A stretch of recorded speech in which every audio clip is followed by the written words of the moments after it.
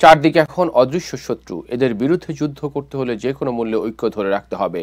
৩১ দফা রাষ্ট্র সংস্কার সংক্রান্ত কর্মশালায় নেতাকর্মীদের উদ্দেশ্যে ভার্চুয়ালি দেওয়া বক্তব্যে এমন বার্তা দিয়েছেন বিএনপি ভারপ্রাপ্ত চেয়ারম্যান তারেক রহমান। তিনি বলেন, দিন শেষে জনগণের কাছেই সবাইকে পরীক্ষা দিতে হবে, কারণ জনগণই বড় পরীক্ষক। ৩১ দফা রাষ্ট্র সংস্কার বাস্তবায়নের লক্ষ্যে উত্তরাঞ্চলের ৩ জেলা লালমনিরহাট, গাইবান্ধা, কুড়িগ্রাম দিনব্যাপী প্রশিক্ষণ কর্মশালার আয়োজন করলে বিএনপির প্রশিক্ষণ বিভাগ লালমনিরহাট জেলা পরিষদ অডিটোরিয়ামে, কুড়িগ্রাম আলমাস কমিউনিটি সেন্টার এবং গাইবান্ধা জেলা স্টেডিয়ামে মিলনায়তনে পৃথক কর্মশালায় অংশ নেন এই ৩ জেলার বিএনপি নেতারা।